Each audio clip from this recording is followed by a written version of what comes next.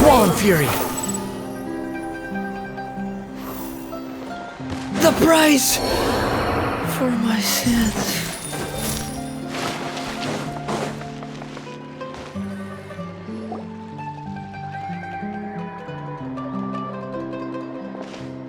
Good morning! Ayaka and I were just talking about you. Is Chevreuse still not joining us today? Probably not. We haven't seen her either. Huh? That's such a pity. Director Furina said that we've only got a few small scenes left before wrapping up the entire thing. She even said that she'll get me into a couple scenes, so everyone will have a chance to shine in front of the camera. We were also planning on having a victory feast once we're all finished filming. You can join us, right? If only Chevreuse was here. I still haven't taken a photo with her. I'm afraid that can't be helped. Those special patrol folks are like phantoms when they've got a case on their hands. But to be honest, I'm even more concerned by what I read in the Steambird earlier this morning. It said that the killer in the murder case was none other than the author of the 2 Musketeers. Oh yeah, I heard about that too. He came forward and confessed his crimes, but gave no explanation as to why he pulled the trigger. We didn't know about this case at all when we joined the film. Is it going to affect the reception of our work? From a pure publicity standpoint, this will draw a lot more attention to our film. I have to say, though, that no director can be perfectly comfortable with garnering attention through means other than artistic skill. To be fair, I feel like that ship sailed the moment you allowed yourself to be named as the director on our posters. It's not my fault that I'm super popular. What was that saying again? My popularity has, sunk to an all-time low? spread to the 4 corners of Tibet.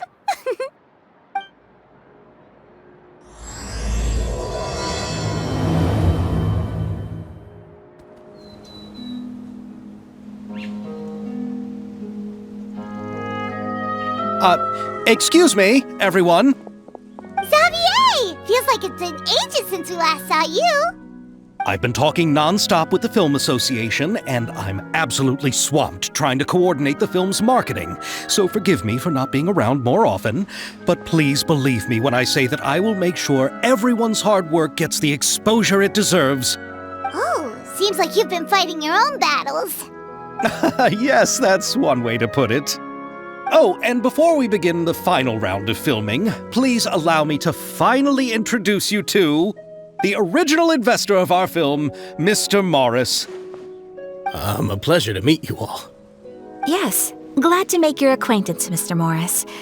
We've heard about the issues you've encountered with your financial situation, and genuinely hope that things have taken a turn for the better. Oh, well, the situation has indeed improved somewhat.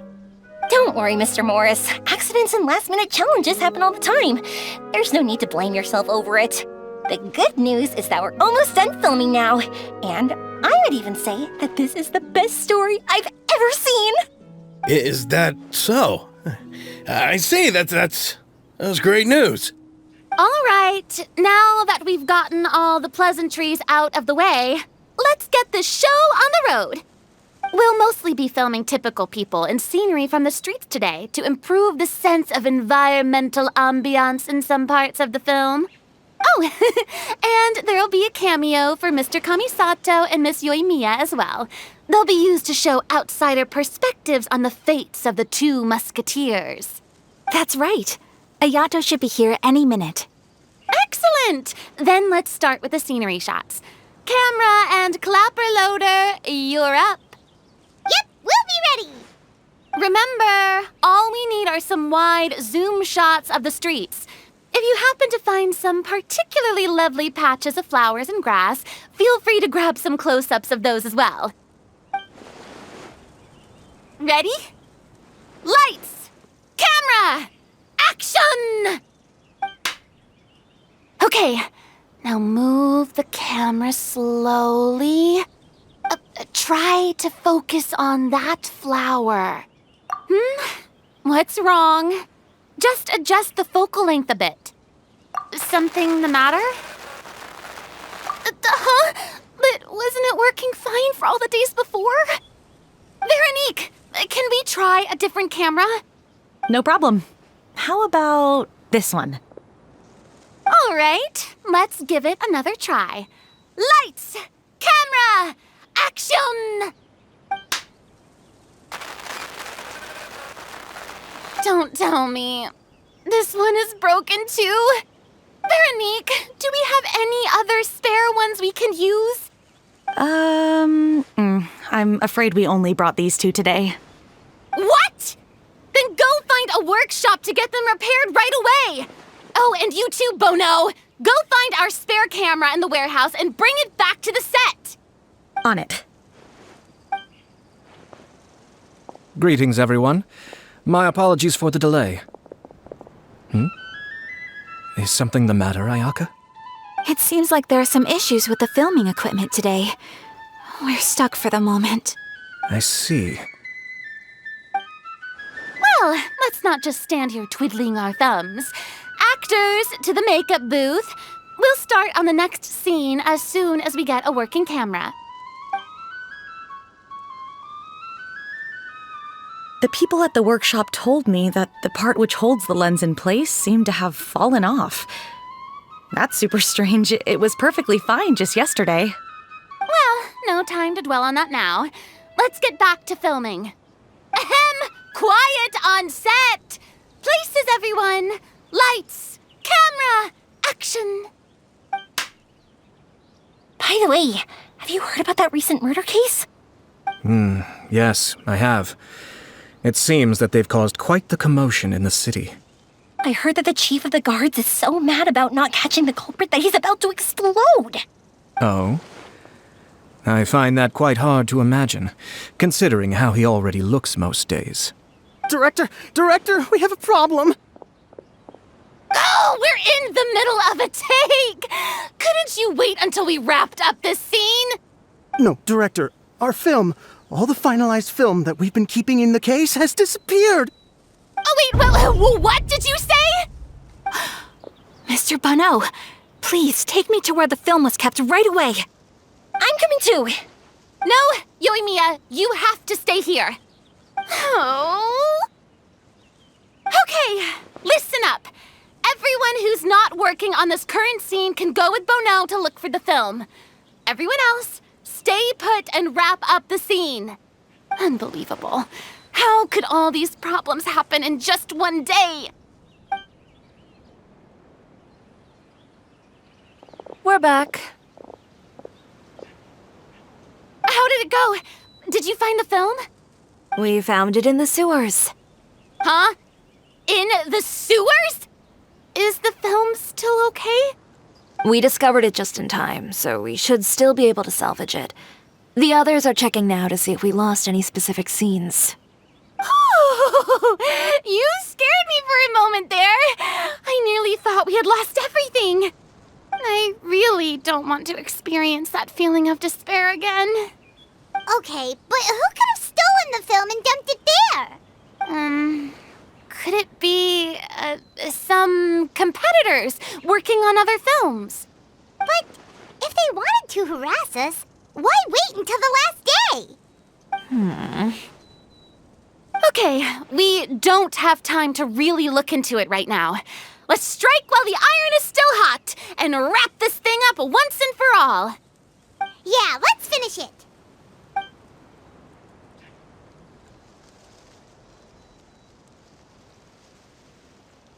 I would like to officially announce that our entry to the festival, The Two Musketeers, has now concluded filming!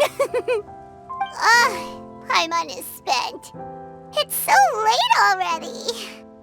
Even though the filming process proved to be extremely challenging, everyone provided valuable and unique contributions to the final product. Thank you all for your dedication and support. And just like Director Furina, I would also like to extend my most heartfelt thanks to all of you. Really, you've all helped me so much. All right, let's save the awards speech for later and hopefully also get some rehearsals in before the real thing. Anyway, now it's time to party! Let's all make our way to the beach and have a celebration feast so loud and fun that even the blubber beast will want in! Party! Party! Paimon wants to party! Whoa! This place is hopping! Everyone's finally getting to relax after wrapping up the film! Let's go chat with someone! Oh, this is turning out to be quite the party. Too slow. Have you ever seen a fireworks show, Mr. Morris? It's pretty amazing. I'm afraid I haven't, but I'll take your word for it.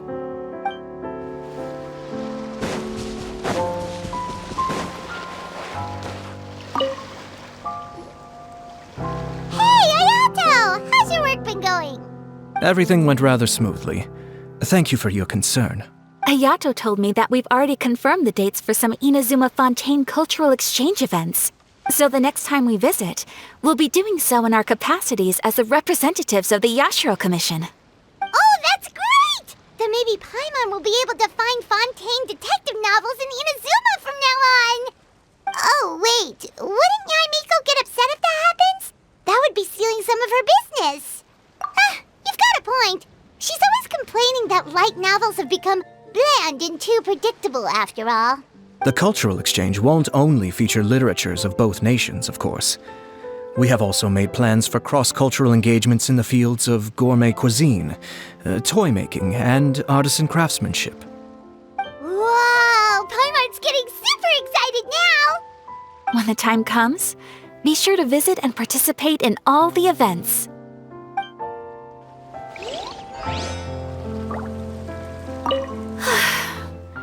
I wish we could have spent some more time here. Don't worry. It won't be long before we're back again.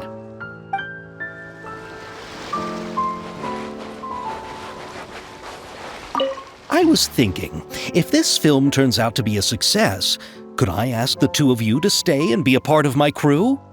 Of course, I'll definitely increase the pay for next time. I'd be more than happy to, Mr. Xavier. Thank you for the offer, Mr. Xavier. But I've made some plans to go on a journey to the other nations once the festival is over. Is that so? Well, then in that case, bon voyage, Miss Veronique. Please feel free to get in touch once you've returned to Fontaine.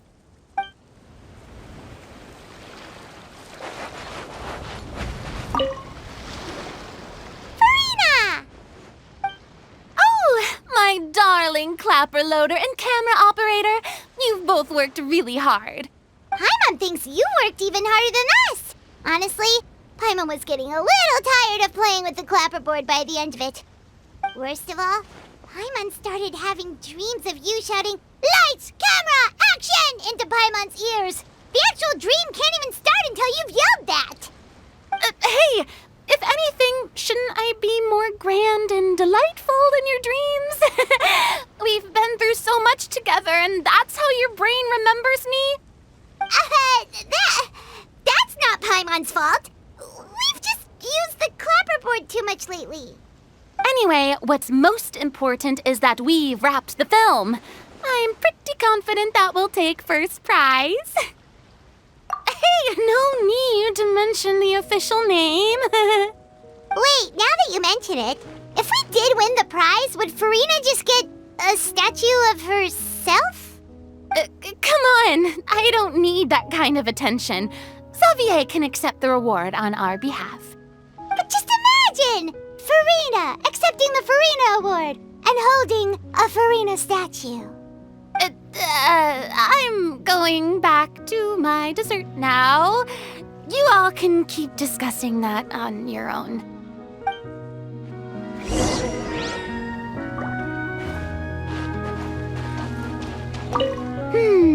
What kind of dessert should I try next?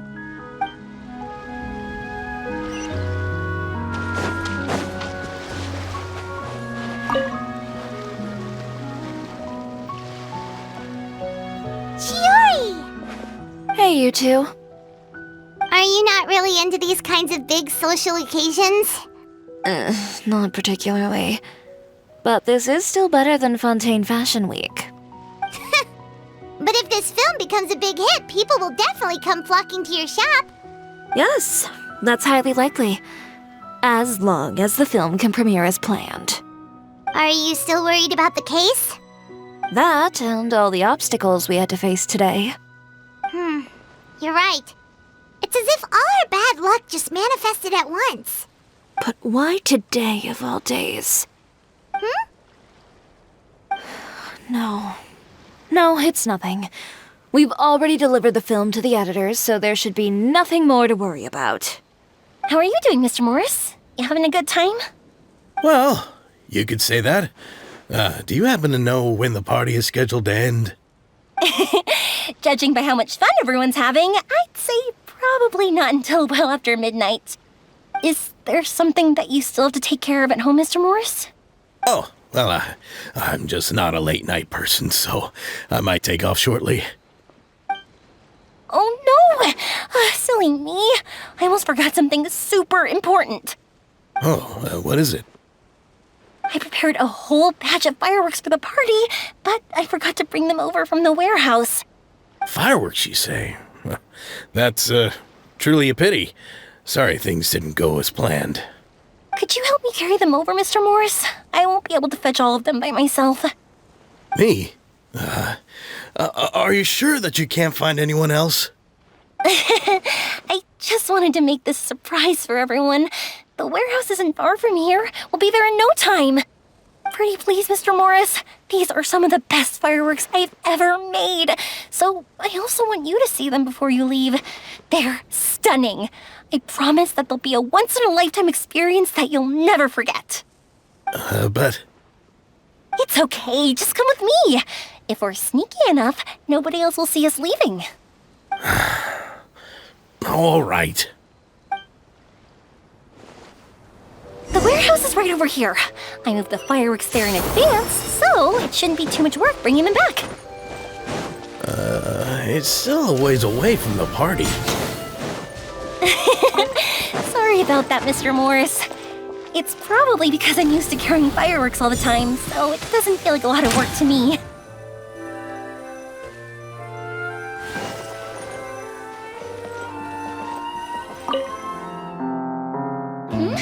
It's dark in here. Wait here, Mr. Morris. I think the light switch should be somewhere over here. Why did I have to get roped into this? What was that?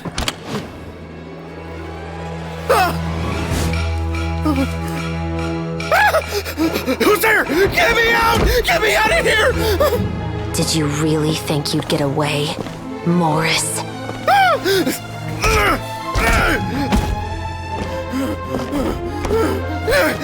You've got the wrong guy! It wasn't me! I'm not the killer! You know, Eliza died a far more heroic death than this. She fought your assassin to the end, to save the children she had hidden beneath the floorboards.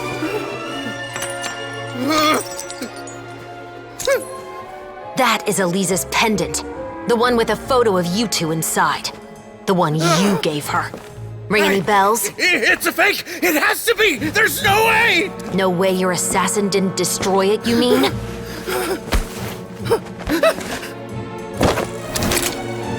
Did you ever love her, Morris? Or was killing her always the plan? No, please. Listen to me. I told Eliza to keep us a secret. I paid her plenty for her silence. I never thought she'd keep the child. Everything was gonna come out, and I had no choice. She forced my hand. No! I'm begging you. I have money. Just name your price, please. You can keep your Mora, and you can go to hell.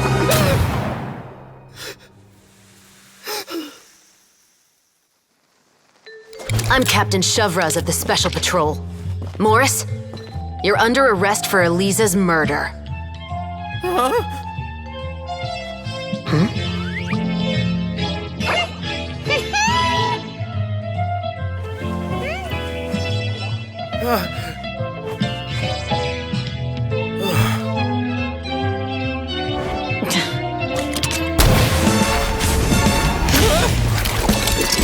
You're under arrest too. prop manager Veronique. Or perhaps I should call you the second musketeer.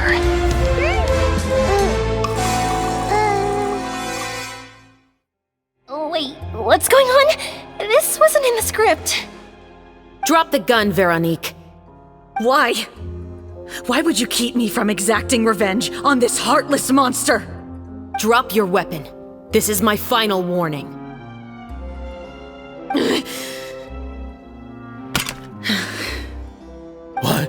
What is going on?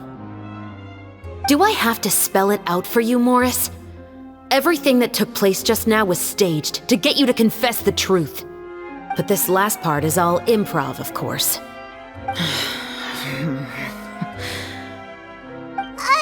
Chevreuse, you told us you wanted us to help you stage a play. You never said anything about the second musketeer.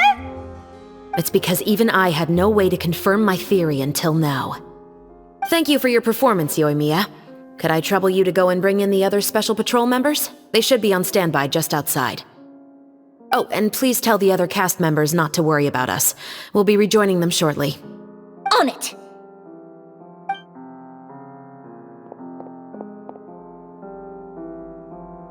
So what do you think, Morris? Care to talk about what happened 20 years ago? My patience is limited, you know. Don't force me to take you back to the interrogation room. I'd wager that you wouldn't last for more than a minute in there. With the recording we made, you have no chance of winning in court. Cooperating with us now is the most practical move. All right. I'll talk. I hired an assassin to murder Elisa. She once worked as a maid on my family's estate. She was very beautiful, and after some time I fell for her. We kept our relationship a secret and carried out an affair for some time, but it wasn't long before she became pregnant. And if my parents ever found out, they would have stripped me of my inheritance and status, driven me out of my home. I also didn't expect Elisa to insist on bringing the pregnancy to term. She even asked me to leave my family and travel far, far away with her. She believed that you were truly in love with her. I didn't have a choice. I gave her a large sum of mora, told her to leave the family and to get rid of the baby. But then years later, she sent me a letter. There were photos of 2 children, and she even asked if I could find some time to visit them. Huh? 2 children? Paimon thought Baptiste was the only... You mean... Even if she had the children against your will, you could have just ignored the letter entirely. Why kill her? I had just gotten engaged to be married to an heiress from another wealthy family. So if anyone were to find out about Elisa, my life would be completely ruined. I didn't have a choice. No, you always had a choice. You just made the wrong choice. Again. Do you know how it feels to watch your mother be killed right in front of you? My brother and I were hardly even school age yet. We were hidden beneath the floorboards, grasping each other's hands like a lifeline. We were so terrified that we didn't even know we could ever take a breath. All we could do was to watch Mother try to fight back, and then collapse to the floor. Even after the assassin left, we were still too terrified to leave our hiding spot. We thought that he might come back.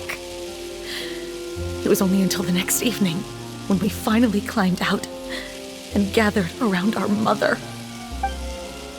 But she had already become cold and stiff to the touch. You made up your mind right then and there to bring this case to light. Not only that, we resolved to get our revenge. And that's why you became the Musketeers. No, that's why I became a musketeer. The man from before was also killed by me. My brother had nothing to do with it. I figured as much. You did? I once told these two that he didn't look like a killer to me. His confession from that night also rubbed me the wrong way. I think what really tipped me off was, how could I not feel a sense of regret in him? Huh? He confessed faster than any criminal I've ever met, but he didn't say a single word about you. He insisted that he was the sole perpetrator in the case. But after the questioning ended, I disassembled the musket we dug up from his backyard, put it in front of him, and told him to reassemble it. Wanna guess how far he got? He had no idea where to even start. He's never touched a gun in his life. Based on that, I determined that he was not acting alone. He only surrendered himself to draw our attention and create a moment of opportunity for his partner. So, I decided to play along. And as expected, the second musketeer followed us without hesitation once she saw Morris get separated from the rest of the cast.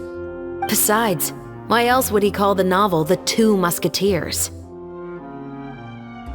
But how did you know it was Veronique?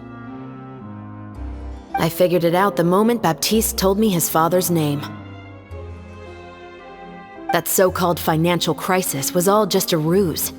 He just wanted to sign up as the investor and then leave the film without any source of funding. After all, he has a vested interest in minimizing the reach of this story. It's really just the same thing as what he did to Eliza all those years ago. Human scum. But then Xavier pulled out all the stops and got the film made against all odds. Morris couldn't have that. With the killer in custody, he figured it was safe to act. And so he came to visit the set today, just as I expected. Wait, so you were behind all those mishaps today?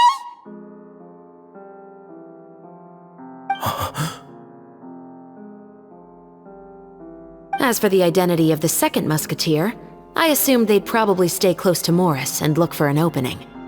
And if they already knew that Morris was the film's investor, then that narrowed the list of potential suspects as well. Furthermore, being the props manager would allow the culprit to avoid scrutiny by purchasing mechanical parts in the name of the crew. With that hypothesis in mind, I went back to check Baptiste's orphanage adoption records. Guess whose name I saw on the same page, just a few lines from his. My brother.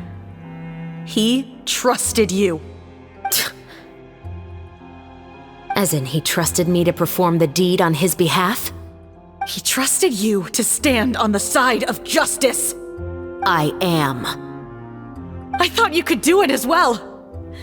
Oh, the look on your face when you told him to go to hell. I really thought you'd put a bullet in his brain. You know what he has done. Are you telling me that you'd rather see him spend the rest of his life living like a king in the fortress of Meripede? I will never be able to forget the feeling of my mother's cold, lifeless hands. And you would call this ending fair? Is this what you call justice? I won't lie, Veronique. I did hesitate when your brother first told me about the truth. I wondered. I agonized over whether I should really put a bullet in his head. So why don't you? Because that should never be how justice is carried out in this world. Perhaps, to you, justice is simply reciprocated, an eye for an eye, and a life for a life. But everyone has their own understanding of justice. If everyone were to pursue their own definition of it, there would be no more order in this world. Today, you'll kill Morris, and tomorrow, his children may come for you. The world cannot render judgments based on a desire for revenge. That will only lead to a cycle of revenge, as well as the destruction of order and civilized society. Fontaine is founded on a set of laws and a standardized code of justice.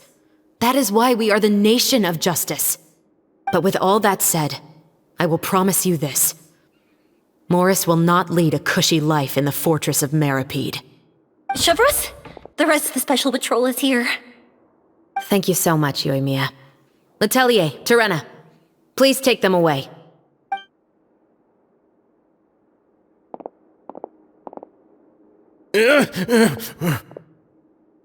I still can't agree with your reasoning.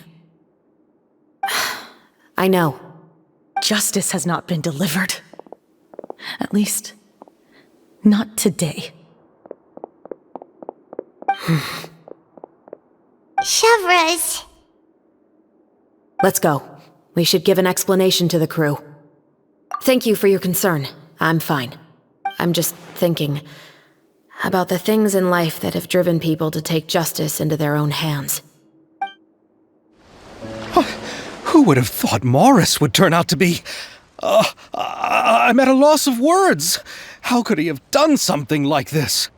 I'm just glad that you're all safe and sound. Who knew that such a labyrinth of cases would be behind this story? Well, what should we do now? We have a finished film, of course, but should we still go ahead with the premiere? What do you mean? Shouldn't you be even more motivated to spread the word now that you've learned the truth? Chiori is right. I'd also like more people to see this story for themselves. But the real ending of the story seems to have deviated somewhat from the one in the script. Is that still acceptable to you, Miss Chevreuse? The call is yours.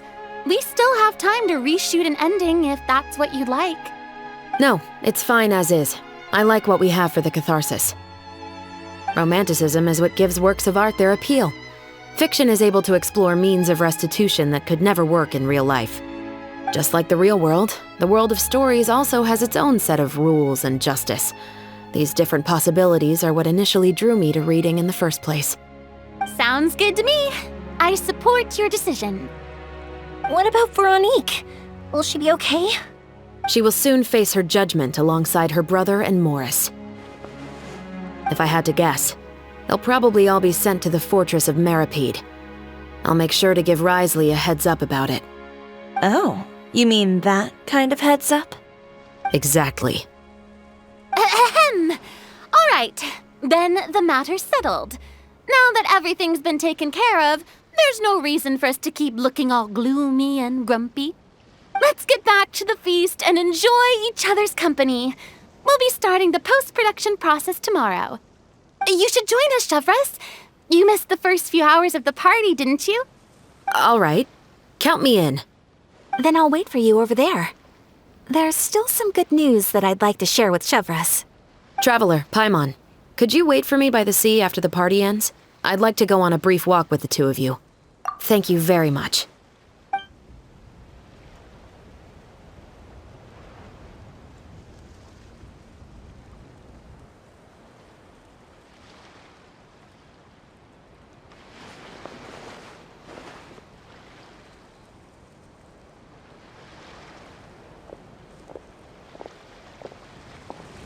Sorry for the wait. Oh, we weren't waiting long at all. Is there something else you wanted to tell us? No, I don't have anything new to share.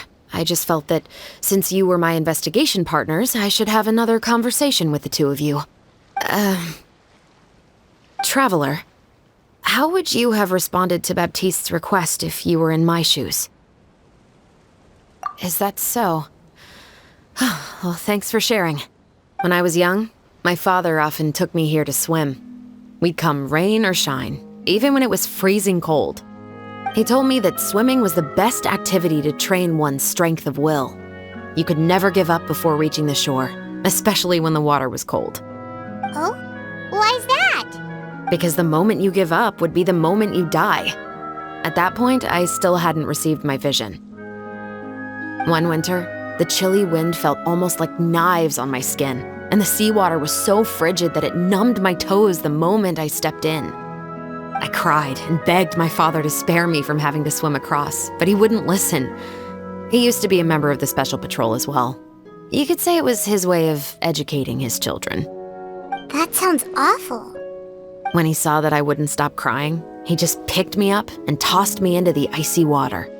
The bone-chilling cold took away my senses. I couldn't feel anything but fear and rage. I waited for my father to save me, but one look and I knew he'd already started swimming for the opposite shore. I realized that if I were to give up, I really would die right then and there. I used all of my strength to try and catch up to my father. Those few minutes felt longer than my whole life up until that point. I did, however, make it to the other side. I've never felt afraid about anything in my life after that, nor have I ever cried again. That way of teaching would have never worked on Paimon. Yeah, I don't think that was the right method for anyone. It's just that, working now as I am in the pursuit of justice, I still sometimes feel like I've been tossed into that winter sea all over again. Chevreuse. But the worse I feel, the more I know to never give up. The alternative would be to forever lose myself among the waves. Anyway, how about a race? Neither of us will drown, but we can still see who swims faster. You guys go ahead! Paimon will grab the clapperboard to mark the start of the race.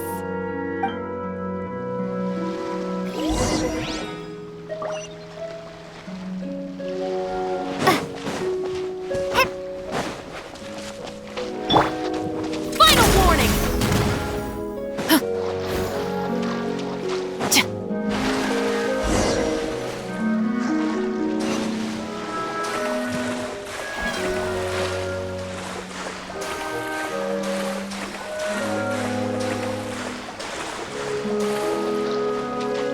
Drop your weapons!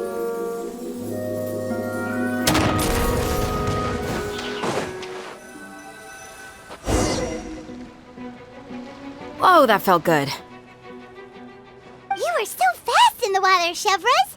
You were swimming even faster than Paimon can fly. So, about the special patrol. Did you join because of your dad? Partly, but I'd say I was more inspired by the heroes I read about in stories growing up. Oh, so it's due to your love of stories.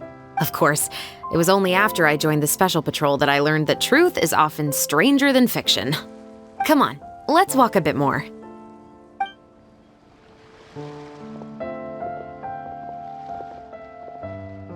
To be honest, I do sometimes question whether the decisions I make are the right ones. But I know that no matter what, I must keep swimming. Because the only thing I've got my eyes on is the shore in the distance.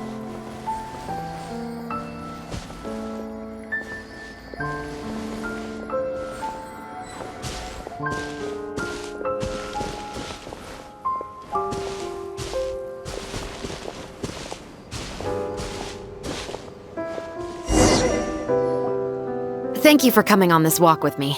I feel a lot better after getting all that off my chest. Huh. We're nearly back at Baptiste's house. Huh, you're right. I didn't realize we were so close. He really did plant a lot of flowers. It's just like how he described it in the story. Huh? Wait.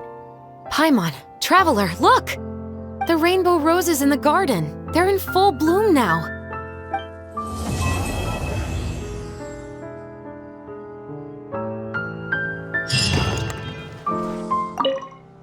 Even though it's a bit late, I must thank you for investigating this case with me. Not on behalf of the Special Patrol this time. It's a personal expression of gratitude from yours truly. Oh, you want to hear more about my father? To be honest, I didn't spend that much time with him. He was always busy with the Special Patrol, so he would often return home really late at night. Some nights, he didn't come home at all. Once, he didn't come home for a long time, maybe a whole week or so. When I went out to buy food, I learned that he had become a criminal, and by extension, that made me a criminal's daughter. But we can talk about that another day. I actually have a lot of sympathy for Veronique and Baptiste. I can understand the hatred they feel for their father. But that doesn't mean I'll allow them to walk the path of evil, even if it might lead to another sense of justice. Films are different from the real world. They're a form of art and represent the wishes in people's hearts. I adore the two Musketeers, and I'm very happy to have had the opportunity to act the role as one. I can't wait to catch the film when it premieres in the Opera House. I'm looking forward to seeing the audience's reaction to the climactic ending. Thank you for looking out for me. I'll see you at the award ceremony. I'd be very surprised if we don't win.